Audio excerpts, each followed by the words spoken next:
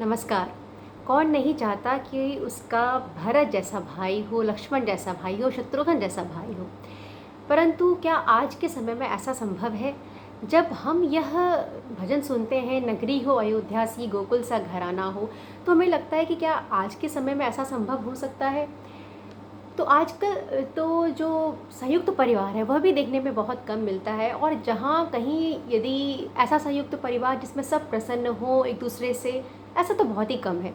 कई ऐसे संयुक्त परिवार ज़रूर होते हैं जहाँ साथ तो रहते हैं, परंतु जब भी मौका मिले वह एक दूसरे की निंदा करने लगते हैं, और साथ रहने का कुछ ना कुछ उन्हें लाभ होता है, इसीलिए वह साथ रह रहे होते हैं। तो उस तरह के साथ रहने को सही नहीं माना जा सकता, क्योंकि जहाँ एक दूसरे की निंदा कर रहे हैं, एक दूसरे को पसंद नहीं करते हैं, और वहाँ एक गलत माहौल बनता है। तो परंतु इसका उपाय क्या है? तो इसका उपाय जहाँ तक मैं समझती हूँ, मुझे यही लगता है कि हम हमेशा उम्मीद दूसरों से करते हैं। हम हमेशा चाहते हैं कि हमें हमें भरत जैसा भाई मेरे पास होता, हमें शत्रुघ्न जैसा भाई मिलता, लक्ष्मण जैसा भाई मिलता। परंतु हम स्वयं राम का एक अंश भी बनने को तैयार नहीं। राम तो बहुत दूर की बात है, राम का एक अंश भी बनने को हम तैयार नहीं। आज की जो कहानी है ना, वह भाइयों की रिश्तों की कहानी है, जहाँ यह साफ प्रतीत होता है कि राम बड़े भाई हैं, तो अपने बड़े भाई होने के धर्म को, समझ को उन्होंने कितने बखूबी से निभाया है। जब हम रामायण ऐसे ही पढ़ लेते हैं तो ठीक है, पर जब आप एक एक चीज़ पढ़ेंगे तो आपको लगता है कि राम का जो समझ है वो कितना अधिक है, और कई परिस्थितियों में उन्होंने अपने परिवार को कितने अच्छे से संभाला है। तो होता यह है कि राम चित्रकूट में अपनी पत्नी के साथ घूम रहे होते हैं, सीता माँ के साथ वो लोग आपस में घूम रहे हैं, टहल रहे हैं, चित्रकूट को, मंदाकिनी को देख रहे हैं, बहुत सुंदर समय बिता रहे हैं। और तभी क्या होता है कि हाथी का कोलाहल हो जाता है, हाथी जो भागता रहता है झुंड में, हिरण जो मृग है वो भागते रहते हैं। तो राम जी को लगता है कि ऐसा क्या हो गया कि यहाँ पर कौन आ सकता है। तो वो कहते हैं कि लक्ष्मण, यहाँ पर आना तो बहुत कठिन है, इस वन में कौन आ सकता है यहाँ पर? एक काम करो, तुम यहाँ देखो तो कि पेड़ पर चढ़कर कि तुम्हें कुछ दिख रहा है। तो लक्ष्मण कहते हैं, भैया सबसे पहले इस धुआं जो हमने किया है इसको बंद करिए, क्योंकि यदि कोई हो भी तो वो हमारी पर्णकुटी में धुआं के साथ ही, जहाँ जहाँ से धुआं धुआं निकलता है वह उसका पीछा करता हुआ यहाँ तक आ जाएगा। तो सबसे पहले इस धुआं को आप बंद करिए। फिर वो ऊपर चढ़ के वृक्ष में देखते हैं, तो लक्ष्मण कोविदार वृक्ष के चिन्ह को ध्वजा पर देखते हैं, और ये उनके वंश का होता है, अयोध्या का होता है, अयोध्या के राजमहल का। अब ये समझ जाते हैं, अच्छा। राम से कहते हैं कि भैया ये तो केकई पुत्र भरत आ रहा है। वह भरत को भरत नहीं कहते, प्रेम से नहीं कहते, केकई पुत्र भरत, जो हमारा शत्रु है, और यह हमें निसंदेह हमारा वध करने के लिए आ रहा है, ताकि ये निष्कंटक राज्य जो है अयोध्या का, वह इसे मिल जाए और पूरे पृथ्वी का ये स्वामी बन बैठे। परंतु मैं आज इसे जिंदा नहीं छोड़ूंगा, मैं इसका वध करूंगा। और केकई जो है ना, जिसके कारण यह सब कुछ हुआ है, उसके पूरे परिवार के को, सगे संबंधियों को रक्त रंजित कर कर मैं इसी यहीं पे पूरे वन को रक्त रंजित कर दूंगा और मैं ख़त्म कर दूंगा। और भैया यह कोई अधर्म नहीं है, आज हम जिस भी परिस्थिति में है वो भरत के कारण है। तो भरत का वध करना कोई अधर्म नहीं है, क्योंकि अगर हम ऐसा नहीं करेंगे तो वह हमारा वध करके इस अयोध्या का निष्कंटक राज्य को ले लेंगे। राम सुन रहे हैं लक्ष्मण की बातों को, उन्हें बहुत दुख होता है, और वो लक्ष्मण से कहते हैं कि लक्ष्मण, तो तुम क्या कह रहे हो कि मैं पिताजी के वचन को तोड़ दूं?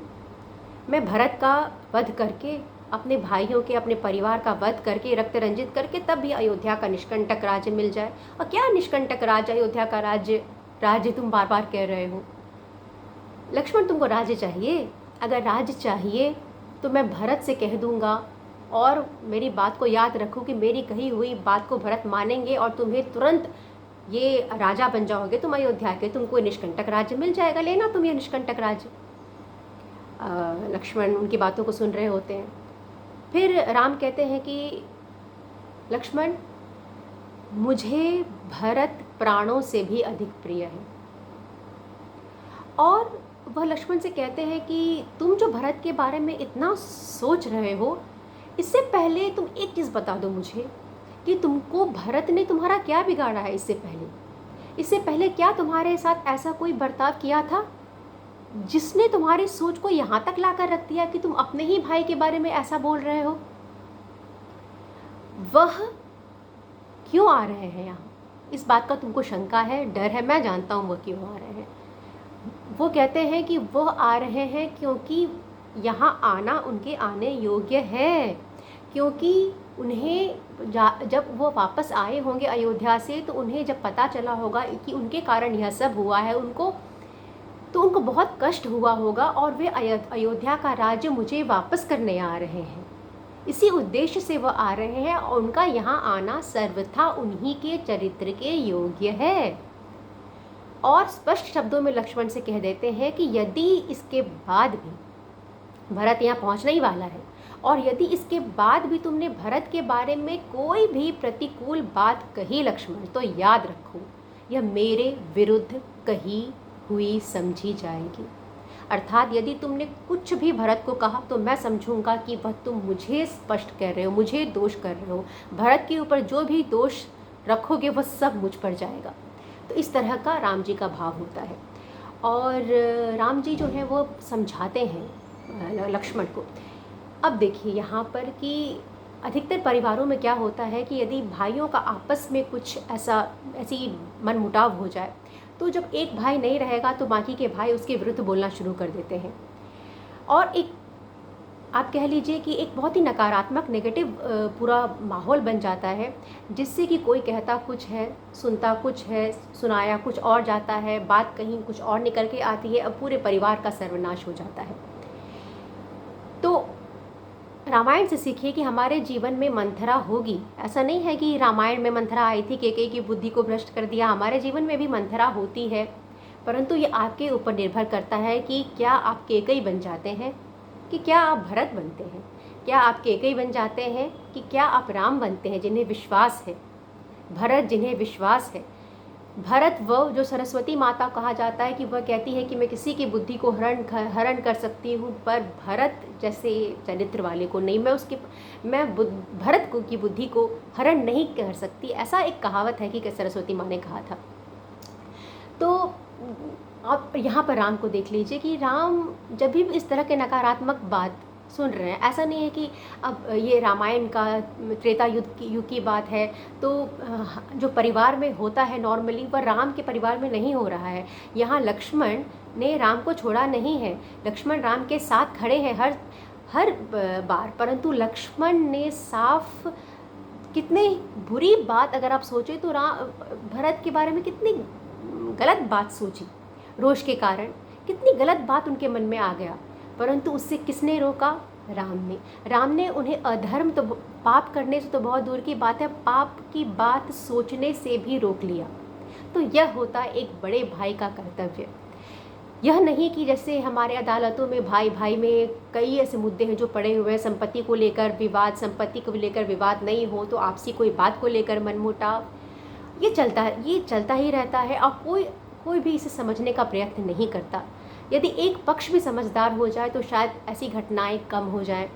और जिस प्रकार से राम ने इन चीज़ों को समझा है, राम ने अपने भाइयों के बीच में आपसी समझ को बना के रखा है, जो भी बात लक्ष्मण ने गलत कही है उनको वहीं का वहीं रोका है। इस तरह की चीज़ें बहुत ज़रूरी हैं एक परिवार को चलाने के लिए। और इसीलिए ये कहा जाता है कि परिवार ऐसे नहीं चलती है यदि हमारे घर में हम ये नहीं कह सकते कि हमें भरत नहीं मिला, हमारे ऐसा भाई नहीं है, हम राम बन जाएं तो संभव है कि हमें भरत भी मिले, लक्ष्मण भी मिले, शत्रुघ्न भी मिले। मुझे सुनने के लिए बहुत बहुत धन्यवाद।